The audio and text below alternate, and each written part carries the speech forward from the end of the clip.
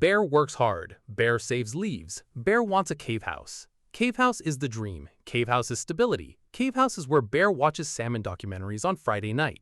Alone, by choice. Bear is fine. Bear is totally fine. Bear goes to the cave house store. Cave house costs 400,000 leaves. Bear makes 50,000 leaves per year. Bear would need to save every single leaf for 8 years. No food, no fun, no salmon, no anything. Just Bear, a jar, and a slow passage of time. Bear does the math again, hoping for a different answer. Same answer. Bear feels very small.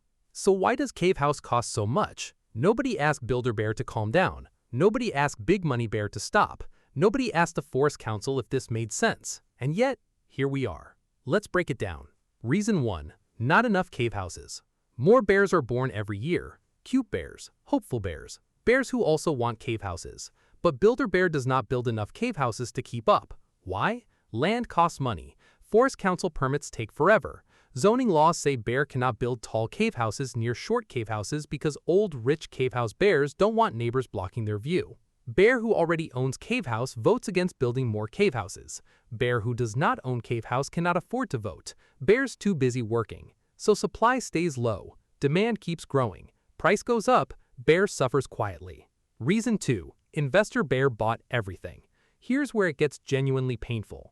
Big Money Bear, hedge funds, corporations, wealthy individual bears with too many leaves and too much free time, figures out that cave houses are a great investment.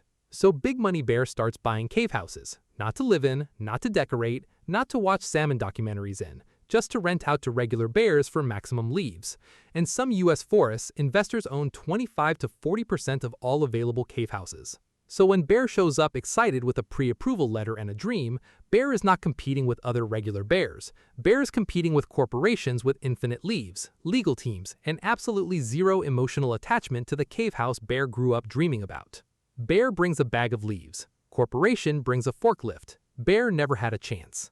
Reason 3. The big rock made it worse. Remember 2020? Everything was terrible, so the Forest Council told the big rock to make borrowing leaves almost free. Interest rates dropped to nearly zero.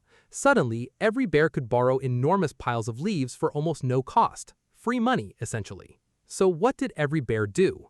Every single bear rushed to buy cave houses at the exact same time. What happens when everyone wants the same cave house simultaneously? Price goes absolutely insane. Obviously. Cave house prices shot up 40% in 2 years. Bear, who was almost able to afford a cave house in 2019, now cannot afford half a cave house in 2022.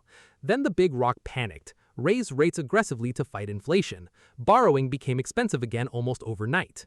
But here's the cruel part. Cave house prices never came back down, because bears who bought at peak prices refuse to sell at a loss, so they just don't sell. Supply freezes, prices stay high, new buyers still cannot afford. Bear cannot afford to buy, but Bear can also not afford to rent because every bear who cannot buy is now competing for the same rental cave houses, driving rent up too. Bear looks left, unaffordable cave house. Bear looks right, unaffordable rental. Bear looks forward, just void. Bear considers becoming a mushroom. Mushrooms do not pay rent. So what does Bear do?